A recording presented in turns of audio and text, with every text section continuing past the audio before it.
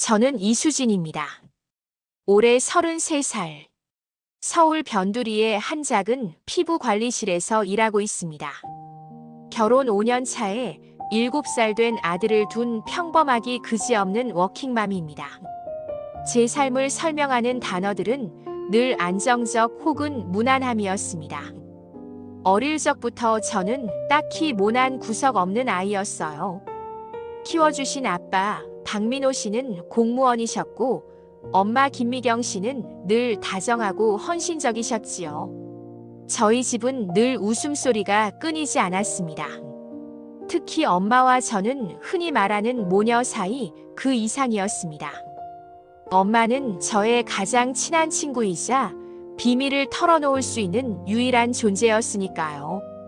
제가 결혼하고 아이를 낳은 후에도 엄마와 저는 매주 한 번씩 만나 쇼핑을 하고 몇 시간이고 수다를 떨곤 했습니다. 제 인생의 큰 고민이라곤 아들이 편식하는 것 혹은 관리실 매출이 조금 줄어든 것 정도였습니다. 단단하게 지어진 집처럼 제 삶은 겉으로 보기에 너무나 안전하고 평화로웠습니다. 그 균열은 지난해 봄 따스한 햇살이 창문을 넘어들어오던 어느 오후에 시작되었습니다. 관리실 카운터에 앉아 다음 예약 명단을 정리하고 있었습니다. 휴대폰 알림음이 울렸지요. 평소처럼 광고 문자겠거니 하며 무심히 화면을 보았습니다. 발신자 번호는 모르는 번호였습니다. 내용은 더 황당했습니다. 이수진님, 유전자 검사 DNA 테스트를 꼭 한번 해보시길 권합니다. 저는 미간을 찌푸렸습니다. 장난인가, 스팸인가, 보이스피싱의 새로운 수법인가. 별의별 생각이 다 들었습니다. 혹시나 하는 마음에 인터넷에 유전자 검사 권유 문자라고 검색해 보았지만 이렇다 할 정보는 없었습니다. 저는 그저 그 문자를 지우고 다시 일에 집중했습니다. 하지만 그 문자는 마치 박힌 가시처럼 제 마음을 불편하게 했습니다. 사흘 후 저는 가장 가까운 친구인 희주에게 이 이야기를 털어놓았습니다. 야, 너 같으면 이런 문자 받으면 어떻게 할 것 같아? 보이스피싱이지, 당연히. 희주는 제가 건넨 화면을 한참 들여다보더니 의외의 말을 꺼냈습니다. 글쎄, 수진아. 너무 뜬금없긴 한데 정말 스팸이면 그냥 무시하면 되는 거잖아. 혹시 모르잖아. 너의 인생이 바뀔 수도 있는 거지. 희주의 말에 힘을 얻어 저는 다시 그 번호로 아주 짧게 답장을 보냈습니다. 누구세요? 무슨 말씀이신지 모르겠습니다. 답장은 바로 왔습니다. 정중했지만 단호했습니다. 저는 이수진님을 아는 사람입니다. 개인적인 정보는 밝힐 수 없지만 진심으로 부탁드립니다. 국내 회사의 유전자 검사를 신청해 보세요. 결과가 나오면 다시 연락드리겠습니다. 문자의 내용이 지나치게 진지했습니다. 장난이라고 하기에는 너무 끈질겼고요. 저는 왠지 모를 불안감에 사로잡혔습니다. 혹시나 제가 모르는 유전병이라도 있는 것일까요?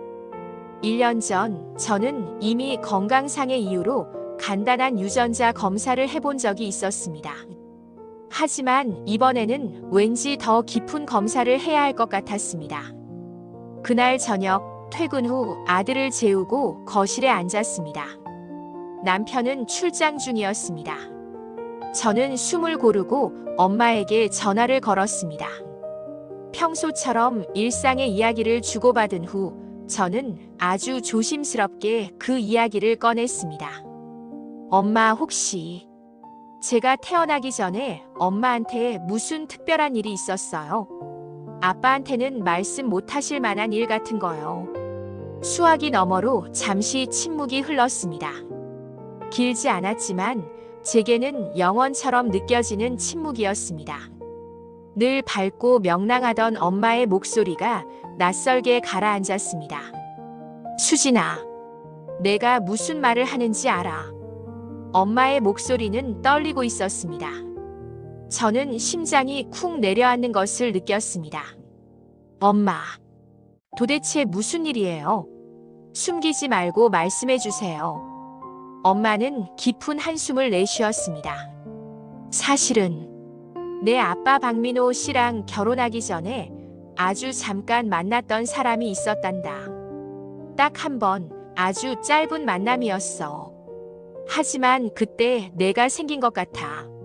저는 아무 말도 할 수 없었습니다. 제 귀를 의심했습니다. 30년 넘게 아빠라고 부르며 한 번도 의심해 본 적 없는 박민호 씨가 제 생물학적 아버지가 아니라는 말이었으니까요. 엄마는 계속 이어갔습니다. 그 사람은 내가 태어난 후 한 번 연락이 왔었지만 엄마는 아니라고 했어. 내 아빠 박민호 씨를 너무 사랑했으니까. 이 비밀을 평생 무덤까지 가져가려고 했단다. 저는 전화를 끊고 멍하니 앉아 있었습니다. 거실의 스탠드 불빛이 유난히 밝았습니다. 저는 온몸의 피가 식는 것 같았습니다. 제가 믿고 의지했던 세상의 축이 산산조각 나는 것 같았습니다. 엄마의 고백은 짧았지만 그 무게는 제 30년 삶 전체를 짓누르는 듯 했습니다. 저는 이 혼란 속에서 결국 인터넷을 켜고 유전자 검사 키트를 주문했습니다. 이 모든 것이 거짓이기를 바라는 마음과 어쩌면 진실을 마주해야만 이 고통이 끝날 수 있을 거라는 냉정한 판단이 뒤섞여 있었습니다. 이 작은 키트가 제 삶을 송두리째 뒤흔들 판도라의 상자가 될 것이라고는 그때는 미처 알지 못했습니다. 며칠이 지났습니다. 하지만 제 일상은 전혀 회복되지 않았습니다. 관리실에 손님이 오면 억지로 미소를 지었지만 제 안의 혼란은 멈추지 않았습니다. 밤마다 잠을 이루지 못했고 천장을 보며 수많은 질문을 되뇌었습니다. 정말 아빠가 내 친아빠가 아닐까? 30년 동안 이 진실을 모른 채 살아왔단 말인가? 엄마와는 그날 이후로 깊은 대화를 나누지 못했습니다. 엄마는 불안한 기색이 역력했고 제 눈을 똑바로 쳐다보지 못했습니다. 저 역시 엄마에게 더 이상 캐물을 용기가 나지 않았습니다. 30년 동안 이 무거운 비밀을 지켜온 엄마의 고통을 외면할 수는 없었습니다. 하지만 그 비밀이 저의 삶을 통째로 부정하는 것이기에 저는 숨막히는 고통을 느껴야 했습니다. 유전자 검사 키트가 도착했고 저는 바로 샘플을 채취하여 보냈습니다. 그리고 그 6주 동안의 기다림은 제 인생에서 가장 길고 잔인한 시간이었습니다. 제 몸은 여전히 바쁘게 움직였지만 제 정신은 이미 30년 전 엄마의 짧은 만남에 머물러 있었습니다. 어느 날 저녁 아빠 박민호 씨가 거실에서 신문을 읽고 계셨습니다. 저는 조용히 아빠 옆에 앉았습니다. 아빠는 신문을 접고 저를 바라보셨습니다. 아빠의 눈은 늘 저에게 따뜻하고 인자했습니다. 수진아, 요즘 무슨 일 있니? 얼굴빛이 안 좋구나.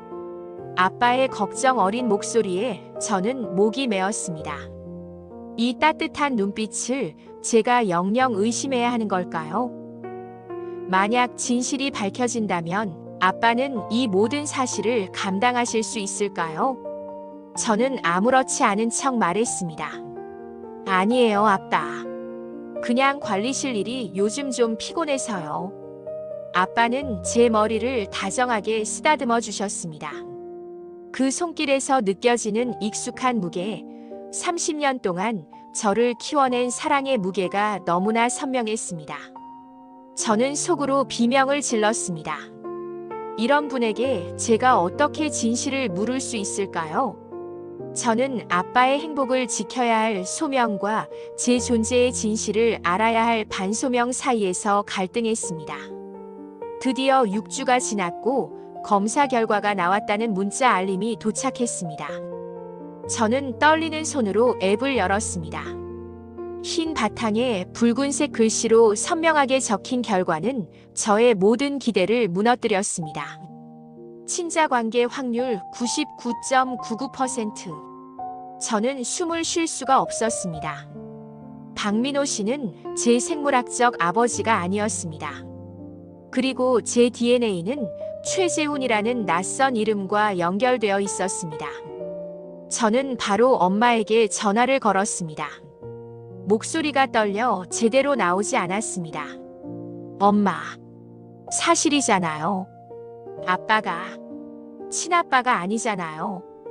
엄마는 울음을 터뜨렸습니다. 수진아, 미안하다. 정말 미안해. 엄마가 평생 안고 가려고 했어. 저는 눈물을 흘리면서도 냉정하게 물었습니다. 그럼 그 최재훈이라는 사람은요? 그 사람에 대해 아는 대로 다 말씀해 주세요. 엄마는 울먹이며 설명했습니다. 20살 무렵 잠깐 알고 지낸 남자였다고 했습니다. 졸업 후 각자의 길을 갔고 헤어진 후 다시는 만난 적이 없다고 했습니다. 정말 딱 한 번이었어. 그 후로 엄마는 그 사람이 어떤 삶을 사는지도 몰랐어. 내가 2살 때 딱 한 번 안부 차원에서 편지만 보낸 게 다야. 엄마는 이수진의 존재를 철저히 숨겼다고 주장했습니다. 하지만 그 순간 저는 문득 수상한 문자를 보낸 최민규라는 이름을 떠올렸습니다. 문자를 보낸 사람은 친부가 아니라 친부에 가까운 친척인 듯 했습니다. 며칠 후 저는 어렵게 그 문자를 보낸 최민규 씨와 연락이 닿았습니다. 그는 저에게 모든 것을 털어놓았습니다. 저는 최재훈 씨의 조카입니다. 저도 어릴 때 친아빠의 존재를 나중에 알게 되었어요. 그 고통을 수진 씨가 겪게 하고 싶지 않았습니다. 그의 이야기를 듣는 내내 저는 소름이 돋았습니다. 그는 삼촌 최재훈이 수십 년 동안 제 삶을 지켜봐 왔다고 말했습니다. 최재훈 씨는 제가 2살 때 받은 카드에 적힌 이름 석자를 잊지 않았습니다. 10여 년 전 그는 소셜미디어를 통해 제 사진을 발견했고 직감적으로 자신의 딸임을 알았다고 했습니다. 그는 엄마에게 연락해 진실을 확인하려 했지만 엄마는 모든 것을 부인하며 그에게 다시는 연락하지 말라고 엄포를 놓았다고 합니다. 그때부터 삼촌은 수진 씨의 계정을 찾아서 계속 보고 계셨어요. 결혼하시는 것도 아기를 낳으시는 것도요. 수진 씨가 예전에 일하시던 병원이 저희 집 근처였다는 것도 알고 계셨고요. 저는 심장이 얼어붙는 것 같았습니다. 제가 성장하고 결혼하고 아이를 낳는 30년의 삶 전체가 제가 알지 못했던 낯선 남자의 시선 아래에서 감시당하고 있었다는 사실이 제게는 너무나 큰 충격이었습니다. 마치 투명한 유리 상자 속에서 살고 있었다는 발현이었습니다. 저는 엄마에게 격렬하게 따져 물었습니다. 엄마는 숨겼다고 했잖아요. 그런데 그 사람은 내 인생 전부를 보고 있었대요. 대체 뭘 숨긴 거예요? 왜 저를 완전히 거짓으로 키운 거예요? 엄마는 제 질문에 아무런 변명도 하지 못했습니다. 그저 떨리는 목소리로 미안하다는 말만 되풀이했습니다. 저는 더 이상 엄마의 말을 신뢰할 수 없었습니다. 30년간의 믿음이 한순간에 무너지는 소리가 들렸습니다. 저는 이 문제를 해결해야 했습니다. 단순히 혈연 관계를 확인하는 것뿐만이 아니라 이 30년의 거짓 속에 숨겨진 모든 진실을 파헤쳐야 할 의무가 생겼다고 생각했습니다. 이 깊어진 고민과 내적 결심은 저를 낯선 친부의 세상으로 한 걸음 더 내딛게 만들었습니다. 유전자 검사 결과를 확인한 후 저는 잠시 모든 것을 멈췄습니다. 30년 동안 모르고 살았던 진실을 마주했으니 이제 다음 단계로 나아가야 했지요. 저는 그 남자 최재훈 씨를 직접 만나야 한다고 결심했습니다. 단순히 혈연 관계를 확인하는 것을 넘어 제 인생을 10년 넘게 지켜봐 온 그 이유를 들어야 했거든요. 저는 조심스럽게 최재훈 씨와 연락을 취했습니다. 그는 현재 한국이 아닌 영국 런던에 거주하고 있었어요. 먼 거리만큼이나 마음의 거리가 느껴졌지만 저는 망설이지 않았습니다. 잃어버린 30년의 세월, 그 모든 공백을 채워줄 수 있는 유일한 기회라고 생각했으니까요. 저는 설렘과 불안이 뒤섞인 채 런던행 비행기에 올랐습니다. 마치 오래된 영화를 다시 보는 것처럼 저는 만남의 순간을 수없이 상상했어요. 저와 똑 닮은 얼굴의 그 남자가 저를 끌어안으며 내 딸, 이제라도 만나서 정말 다행이다라고 말해주는 장면을요. 제 마음속 깊은 곳에는 그가 저의 모든 상실감을 한 번에 메워줄 수 있으리라는 낯선 기대가 자리 잡고 있었답니다. 공항에서 그를 만났습니다. 저는 숨을 크게 들이쉬었습니다. 그는 중년의 신사였습니다. 깔끔한 외모였죠. 그런데 그의 얼굴을 보는 순간 저는 소스라치게 놀랐습니다. 거울을 보는 것 같았어요. 콧날, 눈매, 그리고 가장 신기하게도 눈썹의 모양까지 저와 똑 닮아 있었습니다.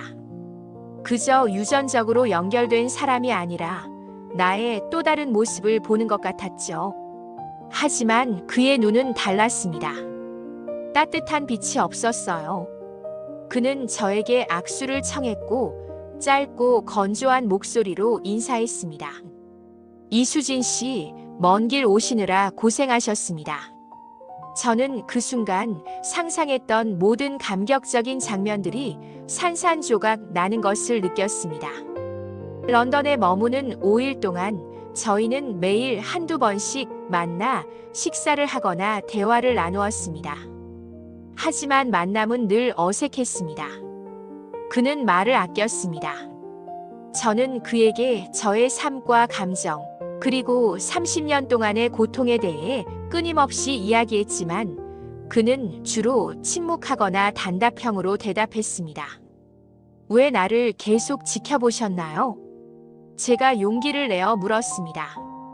그가 저를 소셜 미디어를 통해 지켜봤다는 사실을 묻자 그는 잠시 머뭇거리더니 이렇게 답했습니다. 그냥 당신이 어떻게 사는지 궁금했을 뿐입니다. 혹시라도 어려운 일이 생기진 않았는지 확인하고 싶었고요. 그의 대답은 너무나 사무적이었습니다. 어떤 그리움이나 부성에도 느껴지지 않았어요. 저는 마치 그에게 제 인생의 30년치 정보를 캐내고 있는 탐정이 된 것 같았습니다. 제가 던지는 질문은 애원이었는데 그의 대답은 보고서처럼 느껴졌죠. 저는 점점 더 불안해지기 시작했습니다. 제가 생각했던 재회는 이런 것이 아니었거든요. 제 안에 내면 독백은 멈추지 않았습니다. 혹시 내가 너무 들이대는 건 아닐까? 나는 지금 그에게 짐이 되는 건가? 그는 나를 딸로 보고 있는 것이 맞을까? 가장 견디기 힘든 순간은 마지막 날 저녁이었습니다. 그는 저를 자신의 집으로 초대했습니다. 그곳에서 저는 그의 가족을 만났습니다. 그의 아내와 두 딸. 저에게는 이복 동생들이 되는 셈이죠. 집 안에는 행복한 가족 사진들이 걸려 있었습니다. 그 사진들을 보는 순간 제 심장이 찌릿하게 아파왔습니다. 그리고 저는 그가 두 딸과 함께 있는 모습을 보았습니다. 그는 두 딸과 농담을 주고받고 환하게 웃었습니다. 따뜻하고 자연스러웠습니다. 제가 5일 동안 그에게서 단 한 번도 보지 못했던 아버지의 모습이었어요. 그는 두 딸에게는 한없이 다정한 최재훈 아빠였지만 저에게는 그저 오랜 비밀을 공유하는 낯선 남자일 뿐이었습니다. 저는 그들의 식탁에 앉아 있었지만 마치 창문 밖에서 그들을 지켜보는 외부인이 된 것 같았어요. 내가 여기에 있어도 되나? 하는 생각이 머리를 떠나지 않았습니다. 결국 저는 도저히 그 자리에 앉아 있을 수 없어 화장실로 몸을 피했습니다. 거울 속 제 모습은 그와 똑 닮아 있었지만 눈에는 눈물이 가득했죠. 나는 왜 여기에 와서 이 고통을 다시 확인하고 있는 걸까요? 저는 런던에서 돌아오는 비행기 안에서 내내 생각했습니다. 제 기대를 채워주지 못한 최재훈 씨에 대한 실망감, 그리고 여전히 모든 진실을 쥐고 있는 엄마 김미경 씨에 대한 분노가 다시 솟구쳤습니다. 이제 남은 것은 이 모든 거짓을 시작하고 저의 30년 삶을 속인 엄마와의 정면 충돌뿐이었습니다. 더 이상 물러설 곳은 없었습니다. 런던에서 돌아온 후 저는 엄마 김미경 씨를 바로 만나지 않았습니다. 며칠 동안 거리를 두었습니다. 제 안의 분노가 너무 커서 엄마를 보는 순간 폭발해 버릴 것 같았거든요. 그 폭발이 무서웠습니다. 동시에 필요했습니다. 이 모든 거짓의 건축물을 무너뜨릴 힘이요. 저는 엄마에게 연락했습니다. 약속 장소는 저희가 자주 가던 동네의 조용한 찻집이었습니다. 하지만 오늘은 그 찻집의 따스함이 전혀 느껴지지 않았습니다. 엄마는 먼저 자리에 앉아 있었습니다. 불안한 시선으로 창밖만 보고 있었죠. 저는 엄마 맞은편에 앉았습니다. 찻잔을 주문할 기운도 없었습니다. 저는 가방에서 유전자 검사 결과지를 꺼내 테이블 위에 내려놓았습니다. 흰 종이 위에 새겨진 붉은 글씨가 선명했습니다. 엄마의 눈동자가 그 종이에 꽂혔습니다. 엄마.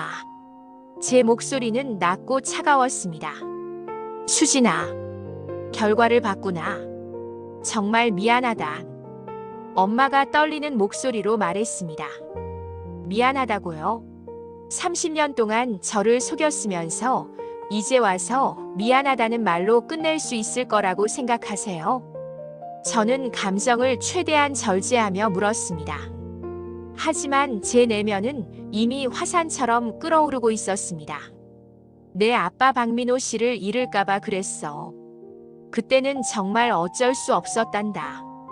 너를 지키고 가정을 지키는 게 가장 중요하다고 생각했어.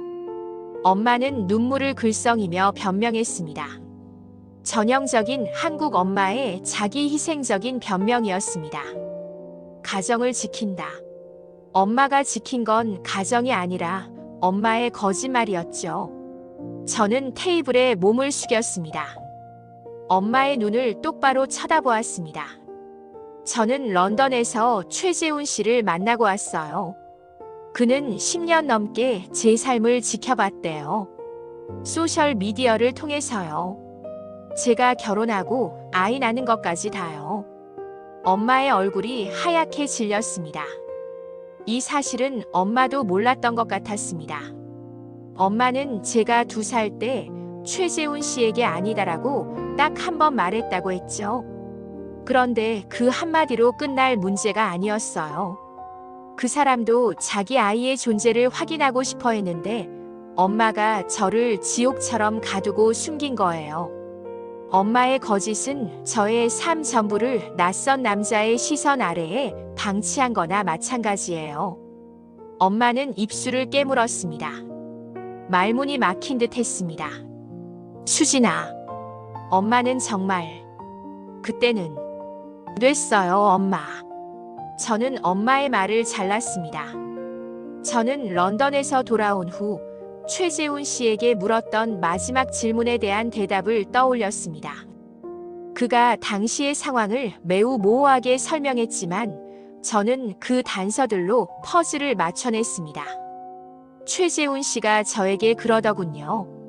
그 만남이 사실은 일방적인 관계였다고요. 엄마는 고개를 숙였습니다. 떨리는 손으로 찻잔을 잡았습니다. 말해봐요, 엄마. 저를 가졌을 때 엄마는 최재훈 씨에게 피임 중이라고 거짓말했죠. 맞아요. 엄마는 이미 저를 낳기로 결정하고 그 남자를 이용한 거죠. 엄마는 아이가 갖고 싶어서 저를 조작해서 낳은 거잖아요. 제 목소리는 더 이상 절제되지 않았습니다. 찻집 안에 다른 손님들이 일제히 저희를 쳐다보는 것이 느껴졌지만 저는 멈출 수 없었습니다. 제 안에 둑이 터져버렸습니다. 저는 그냥 사랑의 결실이 아니었어요. 저는 엄마의 욕망이 만들어낸 상품이었던 거예요. 그래서 30년 동안 이 진실을 꼭꼭 숨겨야 했던 거죠. 아빠 박민호 씨뿐만 아니라 저를 만들어낸 그 남자까지 속였으니까. 엄마는 테이블 위로 엎드렸습니다. 억눌렸던 울음이 터져 나왔습니다. 미안해. 수진아, 미안하다. 엄마도 너무 힘들었어. 하지만 너를 너무 갖고 싶었단다. 너를 너무 사랑해서. 저는 엄마의 오열을 들으며 오히려 차분해지는 것을 느꼈습니다. 사랑이라는 단어가 이렇게 잔인하고 이기적인 뜻일 수도 있다는 것을 깨달았으니까요. 저는 가슴 속에서 솟아나는 배신감이라는 거대한 불덩이를 감당했습니다.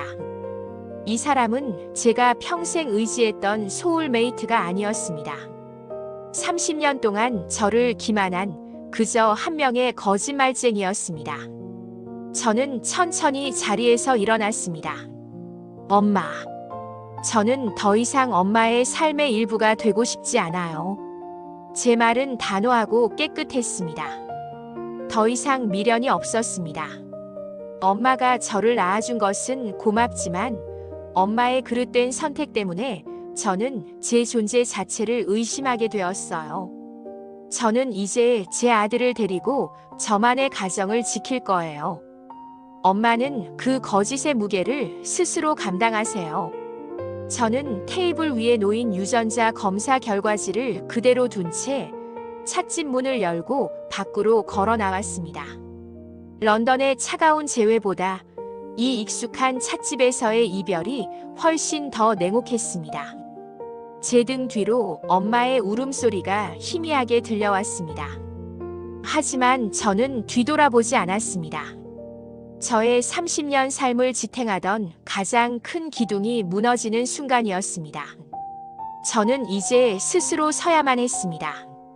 폭풍우가 지나간 뒤 제 삶에는 낯선 고요함이 찾아왔습니다. 엄마와의 관계를 정리한 후 한동안 저는 깊은 바닷속에 가라앉은 듯한 기분을 느꼈어요. 30년 동안 저를 지탱해주던 가장 큰 기둥이 사라졌으니 당연한 일이었겠지요.